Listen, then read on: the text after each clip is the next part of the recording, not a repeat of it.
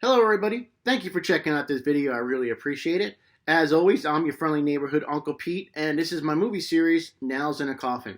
Now last week I covered Child's Play 3, and I promised to cover Bride of Chucky and the rest of the Chucky movies, and I will, but I'm going to take a small detour this week, since a really good friend of mine, Carlin Cook, who has his own YouTube channel, I'll remember to put a link in the description, he challenged me to cover the movie Pledge Night, which is a 1990s slasher that's currently being shown on Shudder. Now, this movie is notable since it stars the lead singer of thrash metal pioneers Anthrax, Joey Belladonna. So this is one of those bad, cheesy movies that's really fun to watch with a group of friends. And I kind of enjoyed it in that bad, cheesy way. So let's get right to it, and let's see how many nails we're going to do on Pledge Night. Now, it takes a little longer than most of the movies I've covered to get to our first kill. This first kill happens at 30 minutes in, and it takes place during a flashback when one of the characters' mom is telling a story of something that happened years and years ago. The character's name is Sydney Snyder, played by Joey Belladonna of Anthrax. He's going through a hazing ritual to become part of a fraternity.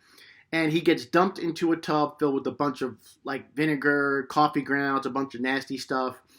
And somehow accidentally, a bottle of muriatic acid gets put into the tub. Now, I had to do a little bit of research on that. Muriatic acid is very similar to hydrochloric acid. It's used for cleaning and whatnot. Normally, it'd be 1 part muriatic acid to 10 parts of water. Now, if you look at the tub during this scene, it's at least a 1 to 10 ratio. And as Sydney gets put into the water, obviously it starts burning him because it's acid. But his arms are hanging out of the tub and his legs are hanging out of the tub. And he just kind of lays in there splashing around, doesn't make any effort to get out of the tub, while 3 people are just standing there with the stupidest look on their faces like, oh, what do we do? But since he didn't try and jump out of the tub, he just kind of laid in there. Granted, he was being burned. I'm not sure of the strength of the acid. I'm going to go middle of the road and give Sydney Snyder 2 nails in the coffin. Our next on-screen kill happens at 45 minutes in, and it's character Tom. This guy with short blonde hair wearing a V-neck sweater. You would think his name was Todd, but Tom gets killed by Dan, who is currently possessed by Sydney Snyder. Dan has him in a hug, but Tom's arms are not pinned down. They're outside of Dan's arms. Dan is hugging Tom, and he starts stabbing him in the back multiple times with a screwdriver. Tom just stands there and screams, doesn't fight, claw the guy's face, punch him or nothing. He just stands there getting stabbed in the back multiple times. It took a while to kill him, and he didn't fight back at all. And you would think his spidey sense was going off since Tom just found a dead body up in the bathroom and he was running to go make a phone call, but Dan stopped him and said it was a joke. Tom believes him right away and goes in for a hug and is stabbed multiple times. Didn't fight, just stood there and screamed as he was getting stabbed in the back. Didn't make any sense, no fight at all. So we know when that happens, you're not going to get nailed a lot. So Tom, who probably should have been called Todd, only gets 1 nail in the coffin. So just a few short minutes after Tom is killed, we have our next on-screen kill. And I didn't get the character's name. It's this girl who's taking a bath. Now, why she's taking a bath in the male sorority house, it's beyond me. I just don't understand that. Why she wouldn't go to her sorority house. Anyways, she's in a tub taking a bath. The possessed Dan walks in with the radio. She's screaming at him to get out, get out. She watches him plug the radio in and just toss it into the tub. No time does she make any effort to cover herself up or get out of the tub or do anything of the sort, and she was electrocuted and died. This was kind of a different one to gauge because I wasn't sure since, yeah, he did kind of throw it in there pretty quick. Does she have time to jump out of the tub? But since, she definitely would have died instantly for being shocked from the radio into the bathtub, I'm going to go down the middle of the road here and give Bathtub Girl 2 nails in the coffin. Now, this is funny because I think this is going to be pretty Probably one of the highest nail counts we're going to get is going to be 2, I'm sure. A lot of stupid decisions made in this movie, which I think that's why Carlin wanted me to cover it. Our next on-screen kill happens at 53 minutes in, and it's the president of the fraternity, JD. He finds one dead body, Connie, who was killed off-screen. Her hands were tied behind her, and she had a hand mixer shoved down her throat, we think, but she was killed off-screen. So JD finds Connie dead. He freaks out. He goes to make a phone call, finds Tom stabbed corpse.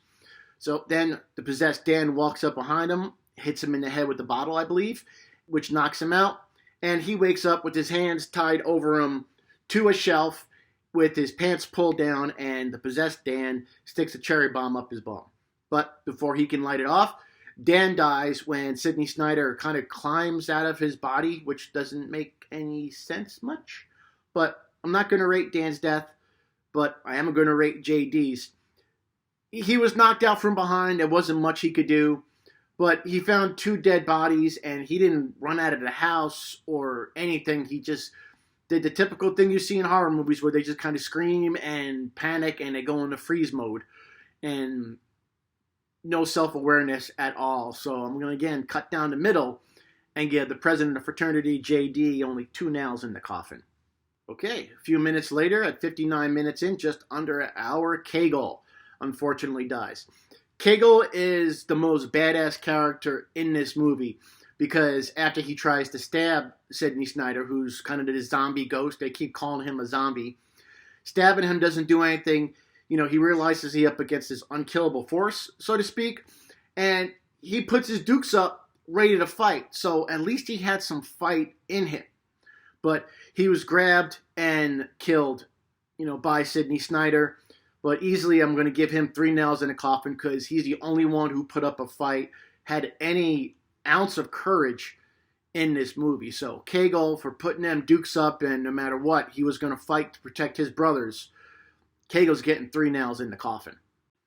Okay, the bodies are starting to pile up now from good old Sid. And our next kill happens at 1 hour and 6 minutes in, and it's Richard Zahn. By now they know this unkillable zombie is in the house, and everyone's scrambling to go get help. So Richard Zahn has got an axe with him, and he runs next door to the sorority house, which I kind of find odd. I was never really on a college campus because, I was in the military for over 20-some-odd years. But I don't know if the sister sorority house would be right next door to the male fraternity house. But I digress. So he goes to the sister house. He's making a phone call. He calls the cops. And the cops don't believe him. They think it's some type of pledge joke. And I think what hurts good old Richard Zahn is his description of what's going on. He kind of sounded really stupid, so I don't blame the cops for thinking it was a prank. So the cops don't believe him. He's walking in this room. He hears a female voice, but it's Sidney. Sidney appears from behind the door. And as soon as Zahn sees Sid, he does hit him in the gut with an axe. But Sid is a zombie. It doesn't kill him. He grabs him by the throat and is choked to death. Again, nothing too special, and I'm going to blame Zahn for not being coherent when he was calling the cops. Yeah, he was panicked. There's a zombie around, but he just sounded really stupid, as most of the characters in this movie are. So again, he's lucky that he's getting what I'm going to give him, and he's only going to get 2 nails in the coffin for his death. And especially what I'm really going to make him lose points on, because he tells the cops, my mom and dad are going to sue you.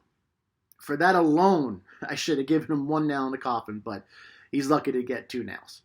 Even the way the characters are walking around his house to try and find a way to get away from Sid, this unkillable zombie, is really silly. The way they're lurking around the house, kind of creeping, like all ducked down, trying to be quiet, but they just kind of look ridiculous. And another funny part of the movie that I really enjoy, Bonner's telling everybody on how his mom, doesn't want him joining a fraternity because of what happened to her boyfriend in the past, since, she told that story how Sid died. But we're going to figure out pretty soon that Bonner is Sid's son. Spoiler alert. Which is really easy to tell, by the way. And Bonner talks about his mom saying, Still wears bell-bottom pants and smokes dope during the day. That sounds awesome. Definitely sounds like an awesome mom to me. At 1 hour and 13 minutes, we have our next kill. But before I get to it, one thing I don't understand about these characters, nobody's trying to get out of the house where this murderous zombie is. They keep staying in the house. They don't run out of the house. They just try and hide in the house where the zombie is. Nobody is doing anything. It's stupid. So Goodman is looking for fellow pledge Bodine. He goes in this room. He sees his figure laying on a bed or a cot with a sheet over it. For some reason, he thinks it's his buddy Bodine. So did he just think while a zombie's killing a bunch of people, his friend was just going to stop and take a nap and pull a sheet over his head? So he's already going to lose some nails for that. So he pulls his sheet off. It's good old Sid. He asks him who you are, and he gives a typical pledge, some doofy pledge kind of answer. Doesn't try and fight or nothing, push him, punch him, or anything. He just gets his head turned around Linda Blair style and dies. Again, good old red sweater Goodman is not going to get a lot of nails. Again, 1 nail in the coffin for not doing anything and for thinking your buddy decided to stop and take a nap while a bunch of murders are going on. Well, 1 nail in the coffin for Goodman. So Goodman was looking for Bodine, so we got Bodine next, this yellow sweater wearing pledge. This happens about a minute afterwards. He's in his large room trying to open windows. He's jiggling the handle. By the way, he's carrying a large metal sword. Probably strong enough to break the glass or something, get out of these big windows. But no, he just jiggles the handles and decides, oh, I'm stuck in here. Sidney walks into the room. Again, the guy doesn't do anything with the sword. He just dies when Sidney takes Bodine's head and sticks it into his stomach, killing him. There's a given head joke somewhere in there, but I'm just going to leave it as it is. So, again, for more dumb decisions by these characters, Bodine, 1 nail in the coffin. We're at the climax of the film now. So, as I said, we know Bonner is Sid's son. They're having a duel in one of the rooms, fighting each other. This girl comes in who Bonner's been protecting, and she sprays Sid with the fire extinguisher. Now, not since the Blob has a fire extinguisher been so effective, because it freezes the zombie solid. I know fire extinguishers are cold, but I don't think they're going to freeze a corpse solid. So as he's frozen solid, Bonner grabs a sword and sticks it down his throat. And they just think it's all over and done with. Nobody leaves the house. They stay in the room. So Sid defrosts. He grabs Bonner by the throat, says, "Who are you?" Bonner tells him who he is. And Sid is like, "Oh, I was always trying to protect you," and just fades away. Ending really lost me right there. I thought it was kind of dumb. And then the movie kind of shortly ends after that, and we're assuming they're going to blame Bonner for all the deaths, even though he's got the backing of the girl he was trying to protect. But I can't remember her name because this movie is so forgettable with all these dumb decisions. At the very end, there's this off-screen kill that's very telegraphed. We know Sid is not dead. And yeah, I don't even know what to say about this movie. On a second viewing, it wasn't as much fun as the first time, but I do think it's a fun movie to watch once with a group of friends, have some drinks. It's just really funny to watch and just see all the dumb decisions these characters make. Really written very poorly. But as we discussed in the past, it's kind of common with movies like this, because you got to progress the plot. Movie probably would have done a little better if it came out earlier on in the 80s, because it came out in 1990, so that cheesy 80s slasher craze was kind of at its end, which is probably why this movie is not as well known as others. But there we have it. Carlin Cook, hopefully I was able to fulfill all your needs by covering Pledge Night. Hopefully I did you proud. Again, thank you for checking out this video. I really appreciate it. I'm having a lot of fun. And if you could please take a second, leave a like, comment. Let me know what you think if you've seen this movie, if you want to watch it after I covered it. And give me a subscribe if you haven't. Share this video. Let people know what we do here, and we can continue to cover lots of movies. Bride of Chucky will be next. Thank you again, and remember, with great kills, there must also come great nails.